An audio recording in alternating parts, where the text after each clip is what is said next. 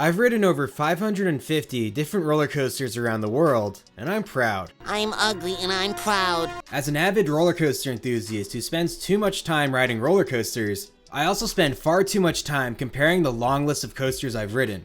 As many coaster enthusiasts know, an essential but also unnecessary part of the hobby is ranking the roller coasters in your meaningless credit count, trying to figure out which one is better than the others. Personally, I'm not as into ranking the different coasters I ride as much as others, as I'm more into how they operate. But in this video, I'm going to give you guys an update on what I think are the best 25 roller coasters I've experienced worldwide. And just a heads up, anything on my list is within the top 5% of roller coasters I've ridden, so anything I mention is one that I truly believe to be the best of the best.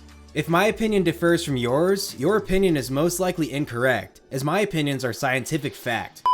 I mean, these are all my opinions, and they could differ heavily from yours, so if anything I say triggers you, let me know in the comments below. But please respect the opinions of others. Before we dig into my ever so scientific list of top 25 roller coasters, sit back as I sell out once again. I gotta pay for ElToro wifey's Christmas presents. They're not kidding when they say a happy wife is a happy life. In this sellout, we're discussing Dice Dreams, a multiplayer social dice game where you can build boards, attack your friends, and brag about it. Dice Dreams is available on iOS and Android, completely for free. You'll find it in the App Store or Google Play Store. Dice Dreams is great, as it helped distract me from the stress of deciphering my oh-so-complex top 25 roller coasters. When I couldn't decide if I preferred El Diablo at Six Flags Great Adventure, RIP, to Goliath at Six Flags Great America, I loaded up Dice Dreams. Build your own kingdoms to earn great rewards, roll the dice to get coins and gain other in-game advantages, or even attack other players, allowing you to steal their coins, get revenge, and destroy their kingdoms. It's a great time. Use the link below to download the game and earn 200 dice rolls and 1 million coins on your third day of playing. I'm sure Dice Dreams will help you decide which roller coaster is meaninglessly better than another, just like it helped me. Okay, enough selling out. Let's get into my top 25. Before we get started, I'd like to give a couple shoutouts to the coasters that almost made the list. Let's give a round of applause to Time Traveler at Silver Dollar City, Montu at Busch Gardens Tampa, Goliath at Six Flags Great America, Magnum XL 200 at Cedar Point, and also Steel Vengeance. Okay, just kidding, you all know Steel Vengeance is in my top 25. Comment down below if you're already triggered by my omissions. Starting at number 25, we have Fujiyama at Fuji-Q Highland in Japan. Fujiyama is a mammoth of a roller coaster, and while it's not the most intense, in a way, it feels like the longest roller coaster I've ever ridden. But it's actually far from it, as I've literally ridden the world's longest roller coaster, Japan's Steel Dragon 2000 at Nagashima Spa Land, which is much longer in length. But unlike Steel Dragon 2000, Fujiyama doesn't waste a considerable amount of track length with excessively long brake runs. The ride's final brake run is super short, and there isn't a mid-course brake run to speak of, even with the ride's 6,700 feet or 2,040 meters of track. Instead, the entire ride consists of long swooping drops and massive elements, many of which provide great floater airtime. Now, many of you may not like this coaster the way I do, as it's far from what I consider an intense ride, but the ride feels like it lasts forever, and the ending turns are just so funky. This might just be the best roller coaster Togo has ever created. Not that that's really saying much. At number 24 is Gold Striker at California's Great America, our first wooden roller coaster on the list. Gold Striker was built by Great Coasters International, or GCI, and man, this must be one of the best coasters the company has ever produced. The pacing on the ride seems cranked up a notch compared to their other coasters I've ridden. Even rides like Mystic Timbers at Kings Island. Part of that might also be due to the ride's roughness. It's not the smoothest GCI, and I personally love that. It gives the ride a very aggressive edge, and it makes it feel very intense. Especially when you combine that with the ride's tight and compact layout that features airtime pops all over the place, like into and out of the ride's different turnarounds. When I rode Gold Striker in 2018, it felt like the coaster was honestly traveling too fast and I couldn't get enough of it. Those of you who prefer a smoother coaster, you'd probably prefer something along the lines of Mystic Timbers at Kings Island, which is glass smooth compared to my rides on Gold Striker in 2018. At number 23, we have Twisted Timbers at King's Dominion, our first Rocky Mountain Construction or RMC coaster on the list. Twisted Timbers is a hybrid conversion of the old Hurler wooden roller coaster, which was nothing special. But with Twisted Timbers, you get a completely wild and out of control coaster that's also at a small scale. The ride is completely littered with ejector airtime hills, like a stupid amount of ejector airtime hills for a ride this size. My first rides in 2018 were excellent, but the ride is seriously broken in and my rides in 2021 were just ridiculous. The first 3 large airtime hills are excellent and provide decently sustained ejector, But afterwards, the ride moves on to a series of small bunny hills that literally annihilate you. I used to think Storm Chaser at Kentucky Kingdom was the king of the smaller RMC iBox coasters, but I think Twisted Timbers has easily stolen that title. Next up at number 22, we have Mr. Freeze Reverse Blast at Six Flags Over Texas. This ride wasn't featured on my last top 25 coasters video, but after a lot of thought and reminiscing on the ride experience, I had to put this in my top 25. Mr. Freeze is easily one of the most intense and positive G-heavy coasters I've ever experienced. The forces exerted while pulling into and out of the top hat are excellent. I love the floater airtime during the vertical twists of the top hat. The backwards launch is just great, and I love riding up the vertical spike staring down at the ground as it gets further and further away. Then getting launched back down towards the ground and getting slammed with some of the highest positive G-forces I've ever felt. This is truly a very special and unique roller coaster, and I'm glad there are two of these in existence. I've yet to ride the mirror version of the ride that operates at Six Flags St. Louis, but I'm sure it offers the same excellent experience as a sibling at Six Flags Over Texas. If you're a fan of a very intense coaster, Mr. Freeze is the ride for you. At number 21, we have Millennium Force at Cedar Point, a much different roller coaster than Mr. Freeze. Millennium Force is not really intense, besides maybe the pull out of the first drop into the first overbank turn, but man, this ride is just something special. Maybe it's the hype that surrounded the coaster ever since it opened in 2000, but Millennium Force just has some sort of special energy or magic to it that I can't get enough of. I love the smooth, high-speed ride combined with its meandering low-to-the-ground turns and large floater airtime hills. Add in the ride's sleek trains and comfortable restraints and you get a combination for a world-class roller coaster.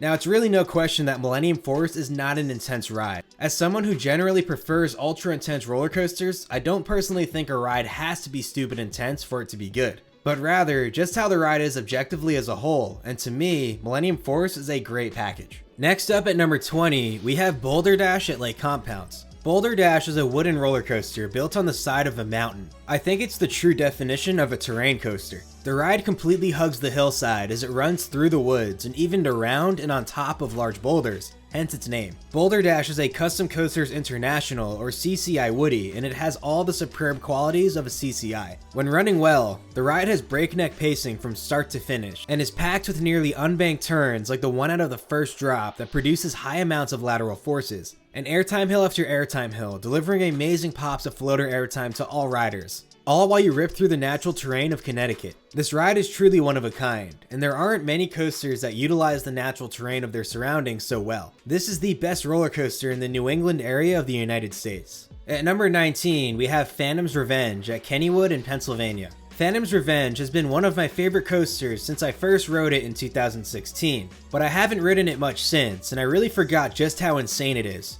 I recently got to ride again in October, and man does this ride absolutely slap.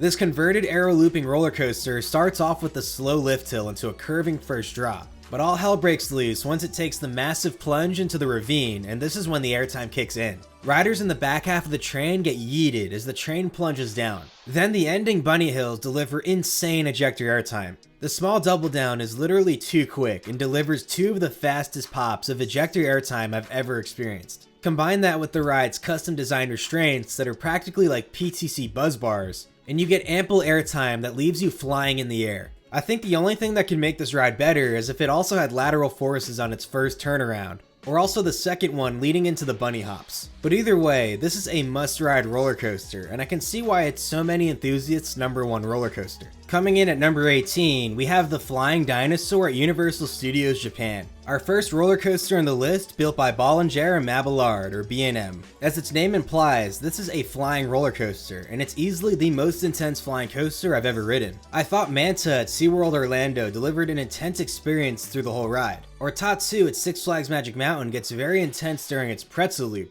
But Flying Dinosaur shook up my perspective on what an intense flyer could do. The ride's pacing is rapid, and when compared to a Superman Ultimate Flight clone, is laughably better. The ride even has pops of airtime scattered throughout the layout, and delivers great positive G-forces in portions of the ride when you're in the flying position. The ending helix was far more forceful than I was expecting. I have a full review video on Flying Dinosaur that goes much more into detail, but to sum things up, if you're a fan of flying roller coasters, you need to ride the Flying Dinosaur. It won't let you down.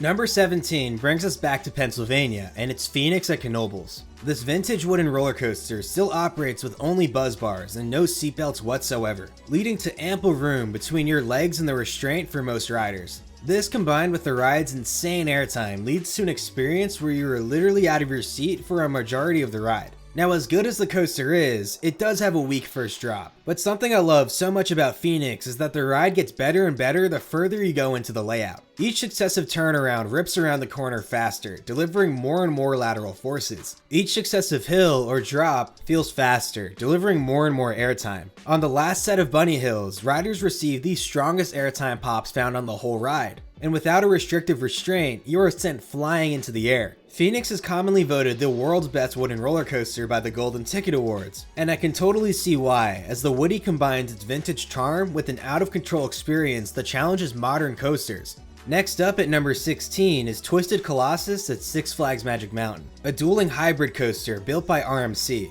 I haven't ridden this coaster in nearly 5 years, but I think it will forever be one of my favorites. When I last rode, I was lucky to get a duel on almost every single one of my rides, and we also dueled on both laps nearly every time. I was completely spoiled by the dueling, and other than the ride experience itself, a lot of fun happened while riding up the second lift hill where we'd gaze back to see if the ride crew had dispatched the next train in time for a duel. And I loved how everyone would cheer when a duel was set up to take place. Beyond that, the ride itself is practically 2 RMC coasters combined into one, and you get to duel the other train. It really doesn't get much better than that. I loved how each track was slightly different than the other, leading to an altered experience on your second lap, and the dueling elements when executed correctly are so cool, like dueling dragons type cool. I'll be riding Twisted Colossus again in a few weeks, and while I'm not expecting to get any good duels, it would be amazing if we did, as I'm not quite sure I'd rank the ride so highly without the dueling aspect. The only downfall of this ride is that each lap is rather short, and the second lift hill in between is quite long in duration, which does interrupt the flow of things. At number 15, we have the fiery Hades 360 at Mount Olympus. This might just be the king of aggressive roller coasters. I normally don't have a hard time rewriting anything, but riding Hades just twice in a row was physically challenging. Granted, when I rode, I was sleep deprived and it was very hot, but either way, Hades is without question excessively rough. Thankfully, the ride itself is so good that I honestly don't mind, and I find that the roughness just adds to its aggressive nature. It has a great pre-lift section, beginning with a large drop out of the station and many bunny hops that deliver great pops of airtime. The first drop is excellent and leads into my favorite moment of the entire ride, the massive underground tunnel that travels underneath the parking lot. These tunnels are stupid loud, and every time I rode, I felt as if the coaster were traveling to the depths of hell. The ride elements within the tunnel aren't very intense, but man is the experience itself absolutely insane. The large corkscrew that follows is amazing, and the ride's pacing just never lets up. A large floater airtime hill blasts you back into the same tunnel, just in the opposite direction. Overall, Hades doesn't have as much airtime as I experienced on other Gravity Group wooden coasters like Ravine Flyer 2 at Waldameer, but the overall insanity of the coaster just makes it extremely special. But be warned, if you're not a fan of an aggressive coaster, you probably will not like this ride unless they retrack it heavily. This is really the only coaster I've ridden that made me question how non-coaster enthusiasts can handle the attraction. At number 14, we have the infamous Lightning Rod, located at Dollywood, known for being an unreliable headache. When Lightning Rod is open, it's one of the best roller coasters I've ever ridden. The coaster makes great use of the natural terrain, starting with the launch up the massive hillside. The massive first drop leads into a wide wave turn, followed by a snappy twist and shout where the ride really steps up the insanity. The remainder of the ride is pure ejector airtime hills, including the infamous quad down. New for 2021, most of this portion of the ride is now steel iBox track, rather than the original topper track. Overall, this makes this section of the ride far smoother, which is great for most people, but I preferred this slightly rougher experience of the topper track, which made the coaster feel more wooden. And that's what it's supposed to be a wooden roller coaster. But overall, this should hopefully help the coaster last longer, as the all-steel iBox track is much stronger than the original wooden topper track. I used to say Lightning Rod was one of my favorite wooden coasters, but I don't think it's fair to call it a Woody anymore. Either way, it's still one of my favorite roller coasters, period. Next up at number 13 is Skyrush at Hershey Park, one of Airtime Thrill's favorite roller coasters. Skyrush is probably one of the most polarizing roller coasters out there. As far as steel hypercoasters go, it's the king of insanity. But its insanity comes at a price, and that's comfortability. The ride nails the aspects you'd want in an ultra-intense roller coaster, like a stupidly steep drop with a nasty snap halfway down, powerful moments of ejector airtime, low to the ground high-speed turns that deliver high positive G-forces, and whippy laterals that flop your body around like a rag doll. These are all the things I can't get enough of each time I ride Skyrush. but I've never been a fan of the ride's restraint system. While the restraints sound good on paper, they just don't execute well. They close low on your thighs and tighten immensely during the ride. Things quickly become uncomfortable. Combine that with the absurd uplift forces and laterals and you get a painful ride experience. Personally, I can look past that and the true insanity of Skyrush overrules the pain, but I completely understand why some people do not like the ride. If it weren't for the restraints, Skyrush probably would be even higher than it already is on my list. At number 12, we have Iron Rattler at Six Flags Fiesta, Texas. While this might not be the most intense RMC, its setting and use of terrain makes the ride very special. Located on the old quarry walls of Fiesta, Texas, Iron Rattler makes use of the cliff walls as it leaps up them and dives down from them multiple times throughout the layout. In my opinion, its first drop is one of the world's best. The zigzagging down the drop is immaculate, and the airtime pops throughout the ride are just icing on the cake. I love the 0G roll on the back rows that provide ejector airtime coming out of the roll, and the last drop off the cliff wall is excellent. The ride does have two downsides. It's quite short in length, and the pacing is a bit odd, following the 0G roll and airtime hill on top of the cliff wall, where the train seems to really slow down during the two little overbank turns, but the pacing somehow picks up immediately after that. I think that's my only complaint about the ride, and everything else makes up for that. Iron Rattler is one of my favorites and my favorite roller coaster in the state of Texas. At number 11, we have Ghost Rider at Knott's Berry Farm. This gigantic wooden coaster is the absolute flagship ride at Knott's Berry Farm, and I could not get enough of the coaster when I last rode in 2017. I did wait nearly 2.5 hours as the operations at the ride move at glacier-like speeds, but the ride was completely worth the ridiculous wait time. The pacing of Ghost Rider is non-stop, delivering great floater airtime and laterals throughout the whole attraction. And like Phoenix at Knoebels, this is another coaster that just gets better and better the further into the ride. The large first half is great with its longer drops and turns, but the ride really picks up with the snappy drop off the mid-course brake run that delivers great airtime. The ending finale is intense as you dash over low to the ground bunny hills that run through the ride structure. The lateral forces get more intense as well, and the ending helix left me pinned against the left side of the train the entire time. The ride is also very long for its height, but manages to maintain excellent pacing all the way until the final brake run. Without question, this is one of my favorite roller coasters, even after the GCI renovation of the ride. I've never actually ridden the original CCI version. I'll be re-riding Ghost Rider soon in January, and I'm hoping the ride will be just as good as I remember. At the bottom of my top 10, we have Fury 325 at Carowinds. This is without a doubt the best roller coaster ever created by B&M, and it's a total masterpiece. When I first visited Carowinds in 2006, the park was so much less than it is today, and I could have never imagined the place would one day be home to the world's tallest roller coaster with a lift hill. Fury 325, along with many other additions to Carowinds, has completely transformed the amusement park. From the ride's high capacity, to its long and endless first drop, to its low to the ground whips and turns, the treble clef and its sustained sideways airtime, all the ejector airtime hills at the end of the ride. Plus, the coaster is very long in duration. Fury 325 is seriously a complete package, and I totally understand why so many people rank it as their #1 coaster. ElToro wifey got to ride Fury for the first time in July, and she instantly declared the coaster her overall favorite, at least at the time. I think it's fair to say that Fury 325 is already a certified classic. At number 9, we have Outlaw Run at Silver Dollar City. Unlike Lightning Rod at Dollywood, Outlaw Run is still all wooden topper track, and I love that. The ride has gotten rougher over the years, and while not all appreciate that, I love it. The ride is already an insane RMC, and now that it feels much more like a wooden roller coaster, I can't get enough. Outlaw Run has a stacked layout. The first drop is insane and delivers great ejector airtime. The airtime moments found throughout the ride are surprisingly strong and well executed, and the ride is also a terrain coaster. Coming out of the wave turn, the ride dives further down the hillside into a small bunny hop, delivering great ejector airtime, followed by an ascending double heartline roll, providing ample hang time. It's such a cool ending to the ride. Overall, it is a very short coaster, but the ride is just that good that it doesn't even matter. It also might be one of the best night rides on Earth. The first drop at night feels like you're diving into a black hole. At number 8, we have a new coaster to the list, Shivering Timbers at Michigan's Adventure. I've been dreaming of riding Shivering Timbers for probably 15 years and finally got the chance to ride in 2021.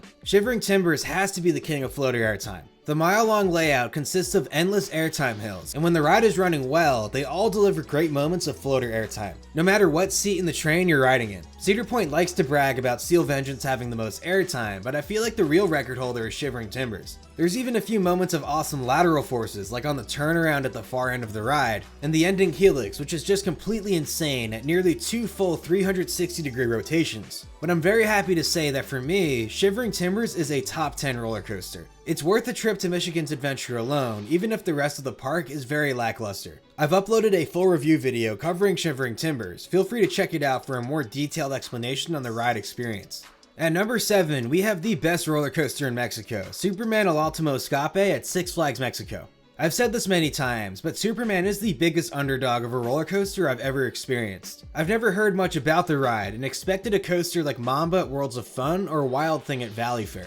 And while it looks just like a regular Morgan Hyper, it is so much better. The ride is filled with several moments of sustained ejector airtime, super strong laterals, and is a huge powerhouse overall. I expected Medusa Steel Coaster to be my favorite coaster in Mexico, but Superman is truly where it's at. I also have a full review video covering the full experience of Superman El Último Escape. Feel free to check it out for a more in-depth look at the ride experience. For any enthusiasts looking to visit Six Flags Mexico, you absolutely should. At number 6, we have Steel Vengeance at Cedar Point, which is probably one of the most unreal roller coasters ever created. Some of you may be wondering why a ride this good is not even higher in my list, like in my top 3. The ride has so much going for it. It's massive, has a great first drop, an extremely long layout, amazing pacing, endless amounts of sustained ejector airtime, head choppers, floaty inversions, quick snaps. Whatever an enthusiast wants in a coaster, you name it, Steel Vengeance has it. There isn't a dead spot on the whole ride, and you even get a little airtime before the lift hill. This is without a doubt a perfect roller coaster, and a coaster that non-enthusiasts could also highly enjoy.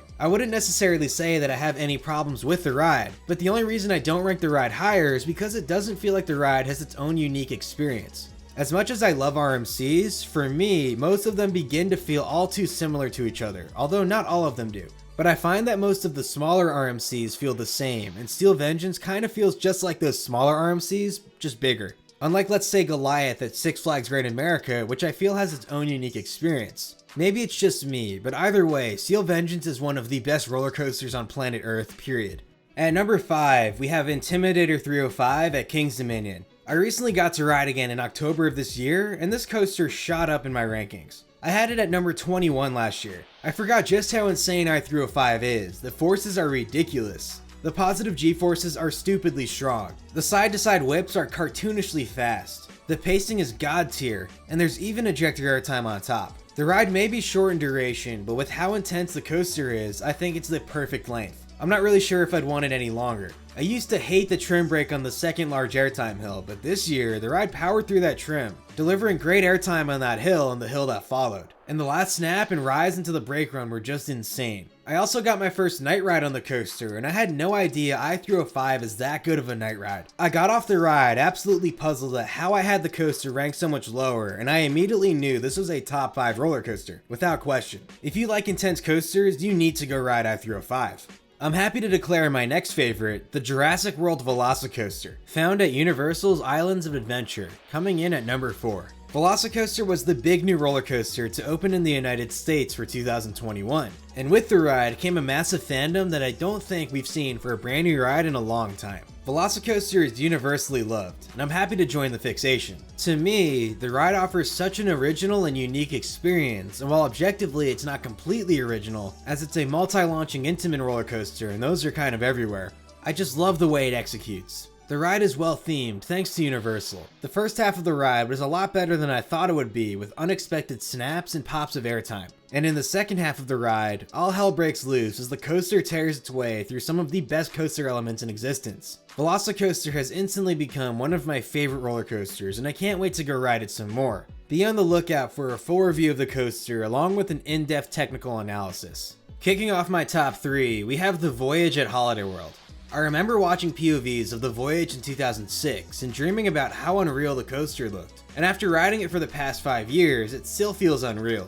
Voyage is the absolute masterpiece of a traditional wooden roller coaster. I love its massive size, that first drop that delivers great airtime, the camelbacks that follow and their sustained floater airtime. the relentless spaghetti bowl and its quick directional changes, and the infamous downhill return run, where the train runs faster and faster as it charges down the hillside, delivering amazing floater airtime and aggressive pacing. It really doesn't get much better than the Voyage, and as good as the coaster is normally, it somehow manages to be like 10 times better at night in the pitch dark. I have to applaud Holiday World for their efforts in maintaining the ride, as it has gotten smoother and smoother every year. My rides in 2021 were nearly glass smooth. For a more in-depth review of the Voyage, be sure to check out my full review video as well. At number 2, we have El Toro at Six Flags Great Adventure, the roller coaster that gives this YouTube channel half its identity. Objectively, I stand by what I said about the Voyage. It is the best example of a traditional wooden roller coaster, but El Toro is the best example of where new wooden technology can go. El Toro feels more like a massive intimate hypercoaster, almost like a wooden version of Skyrush.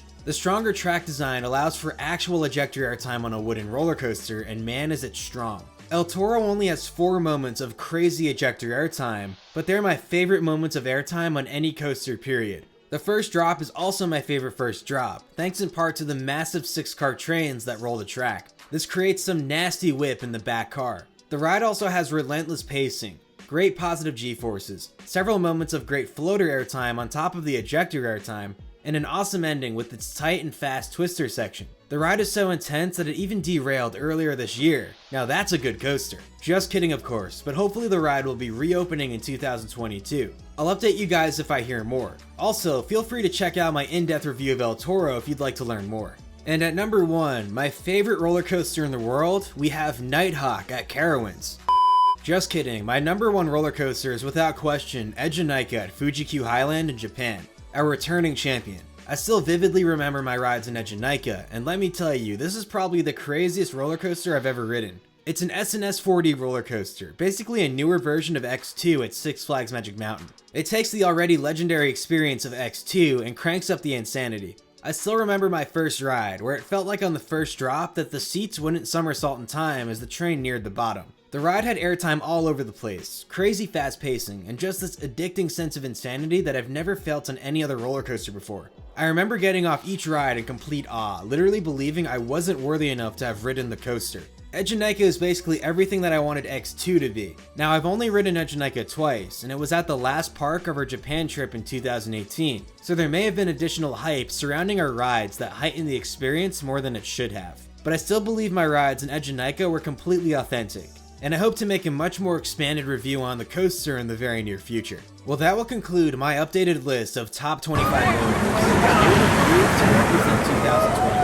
RIP to the coasters that used to be on this list and just didn't make the cut in 2021. And we've also got to welcome the newcomers like Mr. Freeze at Six Flags Over Texas, Hades 360 at Mount Olympus, and especially Velocicoaster at Islands of Adventure. Comment down below what you thought of my list, and be sure to comment your own list as well. But please respect the opinions of others, as nothing about ranking roller coasters is scientific or fact. It's all based on opinion. Alright, thanks for watching everyone. Please like, comment, subscribe, and happy holidays.